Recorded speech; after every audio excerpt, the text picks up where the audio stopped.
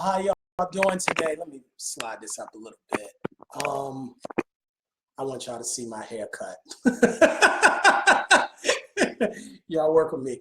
I wanted to just encourage somebody today. My name is Daryl Bennett. I am the comeback kid. I know Bill Clinton used that before, but I'm the real comeback kid. And I just wanted to the mess that religion has put us in. And it's funny because I remember this quote that I read about in the history. It was a book about how history books have taught us the wrong thing. It was an American professor who wrote a book about that. And he said that sometimes, this was the preface of the book was just one quote. It said, sometimes it's better to not know a thing than to know a thing wrongly, or to be taught something in a wrong way.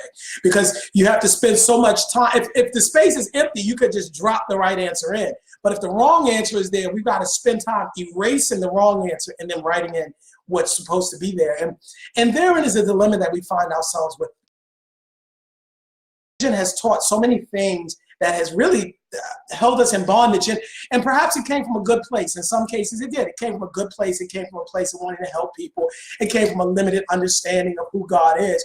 But we taught bondage to people, and now we find ourselves undoing a lot of that, having to erase that, sort of like the student who has the pencil and has to turn it on the other side and erase the wrong answer. And many people have fallen away from Christ because of what religion has told them. They are exasperated with who God is, not even realizing that they never knew God. They just knew church. They never knew the God of the church. And so what I find is, when I talk to a lot of people about who God is to me and who Christ is, that what I'm fighting against is not just an ignorance, if you will, of knowing who He is. It's this misunderstanding of who He is based on what people have said. And I wanted to stick with a specific point today about how we have taught, and thank you y'all for joining on with me, how we have taught people wrongly about working for salvation and working for good things to happen, and working and working and working. We have taught a religion of works, when in fact the Bible says that Christ came so that we could enter into His rest. Now, somebody knows this. You don't even have to be a Rhodes Scholar to put this together. You can't be working and at rest at the same time. I mean, in fact, that's why they're antithetical to one another. So I want to first start by saying the only thing that we have to do, and the proper place of works in our lives, and then I want to bring that to the difference between acts and works. I promise I'm not going to be long, but I want to just kind of download some things to help people. So the first thing is, what do we have to do? I think Jesus answered this question really simply. Jesus was in the middle of speaking, you can call it a sermon, and this man stands up and says, what do we have to do to do the works of God? This is what he says. And you don't know what Jesus' answer was? Believe on the one who He sent. That's all you have to do. It's just believe. That's all you have to do. Now, before you cut me off and get mad, because I know how people go to, my faith without works is dead. Listen to me for a second. I promise I won't be long, but let me help you understand. All you have to do is to believe. That's the only thing we should be telling people to do. Just believe. Believe in what? Believe in the finished work of Christ. Believe that He already paid for your sin. Believe that He's already released over your life certain things. Believe that it's nothing that He's going to do for you that He has not already done. That's why Jesus said, pray that your will be done on earth as it's already in heaven. You're already healed in heaven. You're already blessed in heaven. You're already fulfilled in heaven.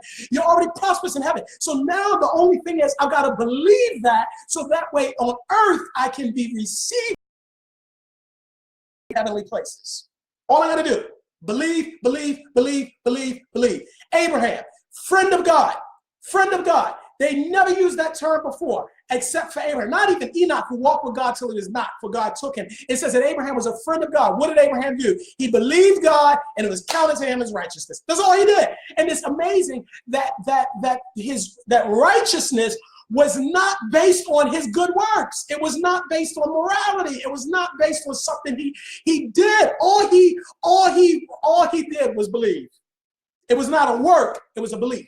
It was not a work, it was a belief. Now, When we truly believe, actions follow.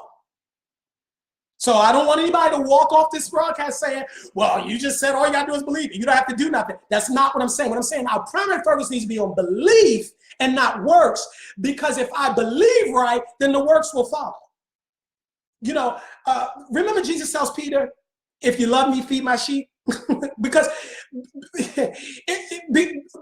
we live in a world now, live off of lip service. See, I'm one of those people. You don't have to tell me you my friend. I'll know it by what you do. I can't see what's in your heart, but if you truly love me, if you're truly my friend, then the works will follow. And I think sometimes we get it backwards because we're so focused on the works. I want to be righteous before God. I want to be righteous. But in actuality, all righteousness is a belief, because if my belief system is right, I'll do the right thing. That's why Jesus said, just believe in the one he said. That's all. Just believe. Just believe. Just believe. Don't fear. How many times did Jesus say that? Don't fear. Just believe. Don't fear. Just believe. Don't look to the left or to the right, but to the hills from which come your help. Just believe. And when I believe, my actions will follow. All right, so let me talk to you a bit about the difference between works and actions, because I know that people say, you know, well, faith without works is dead. Okay, let me stop for a second. There is a difference between works and actions. Presumably, everything we do at any time is an action. Breathing is an action. Blowing your nose is an action. But you probably wouldn't use the word work to associate with those things. Why? Because the line of delineation between acts and works, or the demarcation, the distinction between the two, is that with works, we're talking about laboring. See, work is when you get up at 9 in the morning and you go somewhere. It's not just an action, that's a work. and so working is about laboring. And so when I'm talking about that we don't work to gain the favor of God, it's not that we don't have a part to play by doing actions, but our actions are merely a resting in what he's already done. But it is not a laboring to receive something that's already been given to us. I hope I'm making sense here, because I don't want to confuse you, but because I've heard people say, well, if all you have to do is believe, it also says you have to confess Jesus as Lord. That's a work. That's not a work. That's an act. And if you really want to know the difference between a work and an act,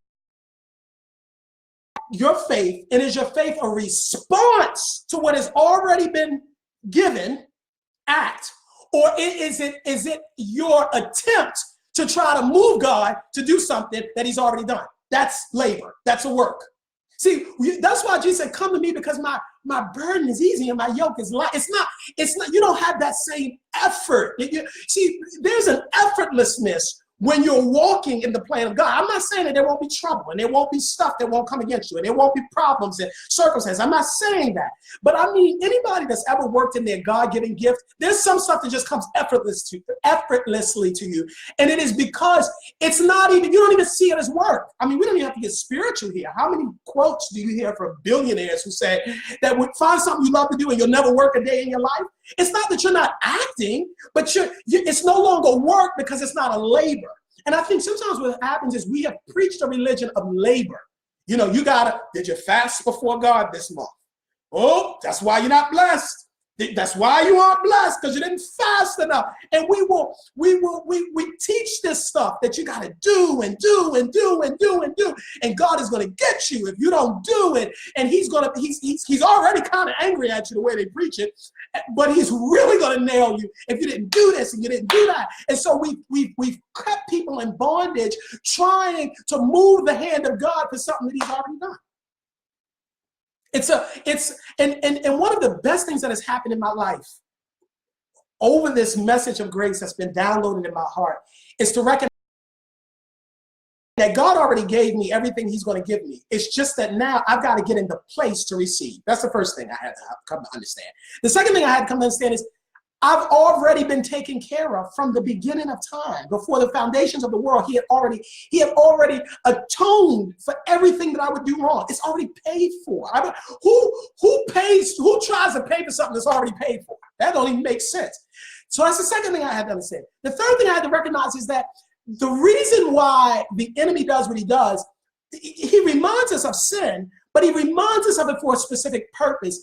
It's so that way we can continue to focus on that, and so that way we can begin to believe that that has somehow kept us from getting the blessings of God, and that we cannot get blessed until we stop doing that thing. Now, I'm not here to say God will deal with you in certain aspects of your life, but I think that we have put so much focus on it's your will and it's your effort and it's what you're doing. And really, it's not God's finished work, it's your work. That's how we've taught it, and that's not true.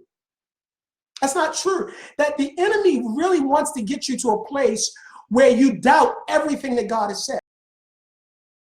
I just told the man, all you have to do is believe on the one who he sent. What do you think the enemy's come to do? He's come to steal, kill, and to destroy. He's come at that belief. That's why you want to know why, for those people that might be listening and say, but Daryl, works are still very important. I'm not saying they aren't important, but belief is more important. You want to know how I know this? Even Satan understands that. He don't mind you going to church. He don't mind. He doesn't, as long as you stay in bondage, as long as you never know who God is in your life, as long as you never understand the gift of God in your life, as long as you never walk in the calling of God, he don't mind you going to church. As a matter of fact, he'll call you an Uber to help you get there. But because he's not concerned about your works, he's really interested in your belief. Because if he can shake your belief, the works will follow. But if you focus so much on works, you might do work, but you never understood who God was, so you never walked in the fullness. That's why Daniel says that they who know God will be strong and do exploits. Those who know their God will be strong and do exploits. They're going to be before they do. They're going to be strong, and then the doing is going to come out of what they already be. And the work of the enemy, and I'm still figuring this out, but it was like a light switch that went off in my head. The work of the enemy is to keep getting you off your square, to keep you from thinking, to keep you believing, oh, God can't bless you now. No. He can't bless you because you did something wrong this week. And if he can bless you, he's not going to bless you because you're still not right before him. And so what happens is he gets us to keep focusing on the work. You focus on the work, because even if you do good works, you still ain't going to do them as good as you could be. I'm a kid. So even if you because I've seen this happen. There's a revival all week at Friday, right? Something happens, something comes up at work, you can't make it Friday. Guess what the enemy's going to do? You won't be blessed because you missed that one day. That doesn't even sound like God. But that's what we've preached in some ways. We've preached to God it's all about works. And I'm going to tell you something about works. You'll never get to the standard of works where the enemy isn't in your heart and in your mind trying to get you to believe that it couldn't have been better. It could always be better. And so if it could always be better, there will always be that level of doubt when you focus on works, that level of doubt that this is the reason I'm not blessed, because that work, even when I did a good work, that work wasn't as good as it could have been. So if I gave the tithe, and I'm not against tithe because you should tithe, but if I gave the tithe, then there's still in the back of my mind, I could have given a bigger offering. And maybe that's why God is moving in my life. And even if I gave an offering, I didn't give a first fruits offering. You see how it works? And so the enemy is constantly on your back. That's why I must keep reminding you of works, because he understands. See, the faith is harder to shake. But if I keep you focused on the works is good. Every day you're gonna go through. I'm gonna say an hour by hour. You're not gonna be at your best self. I mean, there's days you wake up and you on it, and then by 5 o'clock it's like that.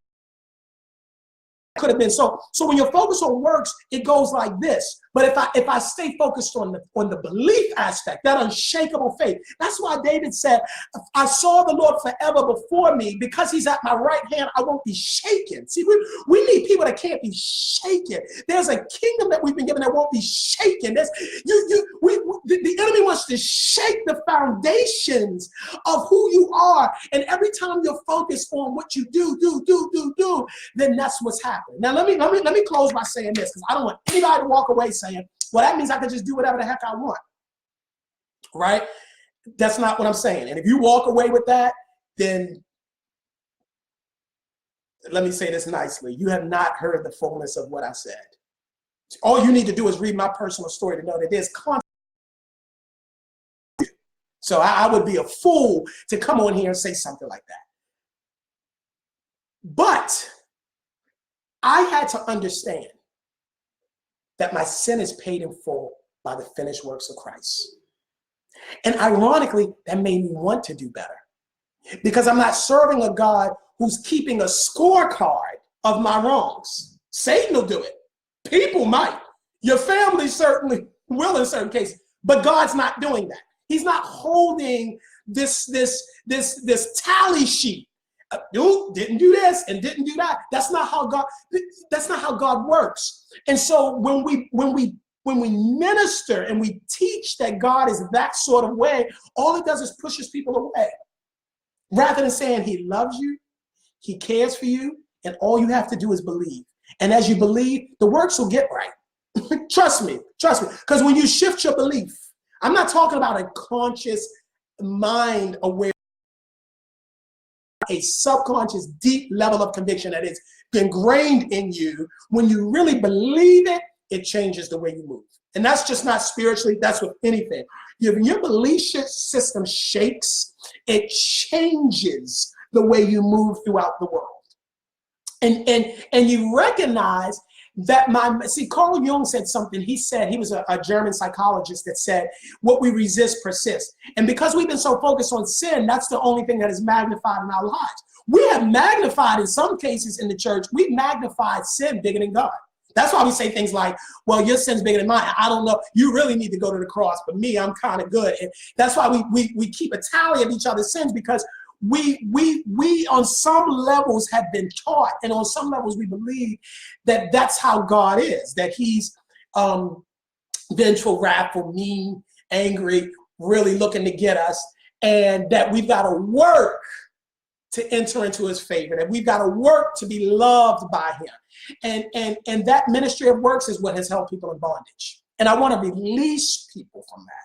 I want you to know that God is better than you could ever imagine. I've come to the realization, not only is God better to me than other people, he's better than me than I've been to myself. That's deep. God is, he literally has been, when I look at my own actions in my own life, I realize God's been better than me than I've been to me. I know people say, nobody can love you like you, but I can tell you something. God loves me more than I love myself. I know it. I wouldn't have made certain choices that I made if I loved me the way God loves me. And I'm not talking about an arrogance, like he loved me, he don't love you. I'm talking about this really deep, abiding sense that I'm loved and I'm cared for, and that I don't have to work for his love.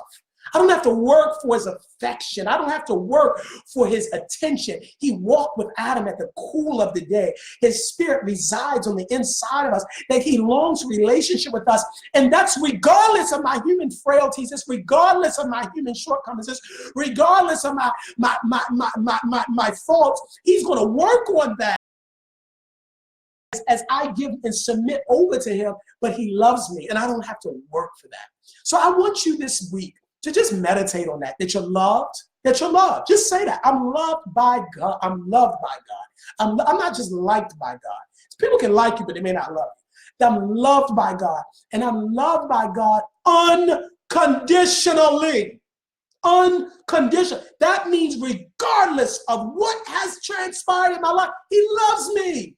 And he wants the best for me. He wants better for me than I want for myself. He has bigger plans for me than I have for myself. He has a greater purpose for me than I can imagine for myself. He has bigger dreams for me. I think it was Oprah that said she realized halfway through her career when she made the decision to own herself, as she calls it.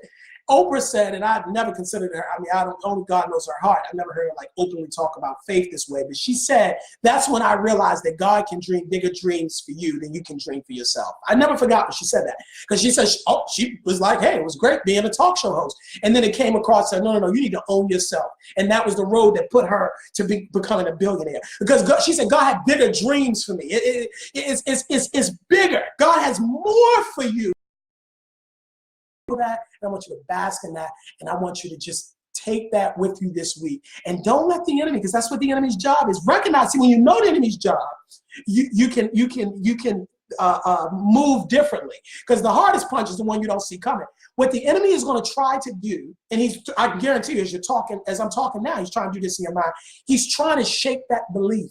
What belief? Because I don't want to say just believe for the sake of believing. That belief that God has already finished the work. So because the initial thing is, well, if he finished it, why am I still sick? If he finished it, why am I still broke? If he finished it, why am I still in school? I thought he finished it. Why am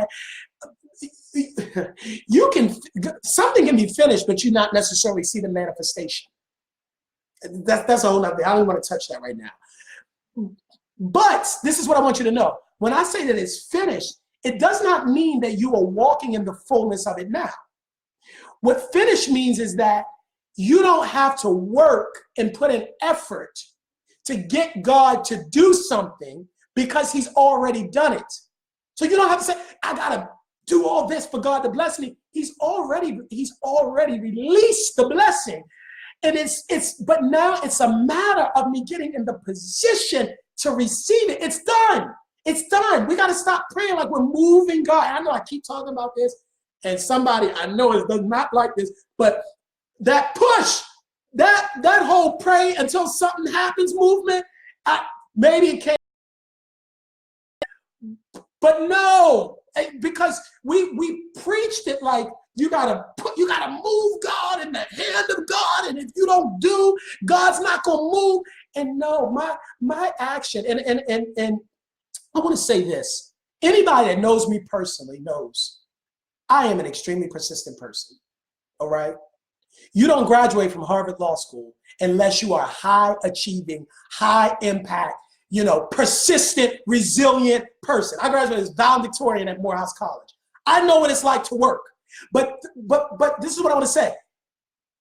The greatest gifts in my life came when I recognized, let me work in tandem with what God has already released. I didn't even have the words for that then, but that's what I recognized that I was doing. When I picked my major in college, I picked a major that was history. I liked reading history anyway.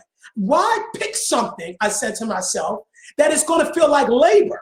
I want to pick something. I didn't know how it would turn out later to get a job. We'll figure that out later. But let me pick. I've already, loved the material, the subject matter.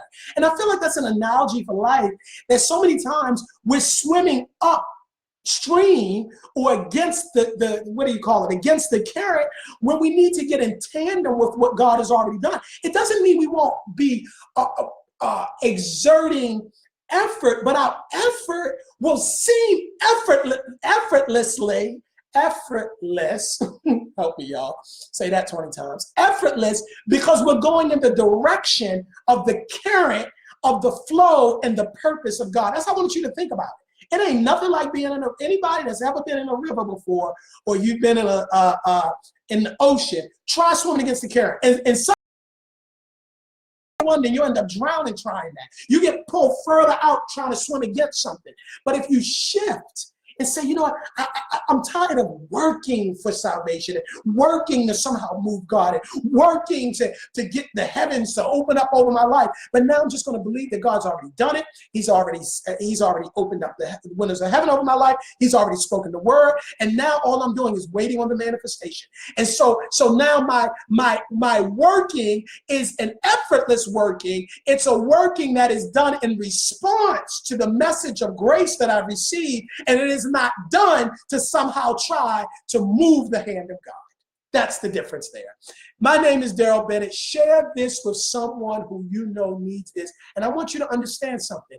The message of grace is transforming the world as we know it. There are so many people who are listening to this message and who are talking about this message and who are sharing this message in a new, fresh, and exciting way. And I want you to know something. This is very much, I almost want to say, a millennial message. This is my generation that has brought this thing forth. God has released some things in my generation. I've seen it because I've been in the church long enough to know the churches weren't necessarily talking about this before, because it was really about works, and then it was a shift to faith. And we taught faith kind of like works. You're not healed because you don't have enough faith. And you're not this because you don't have enough faith. And we taught faith as being.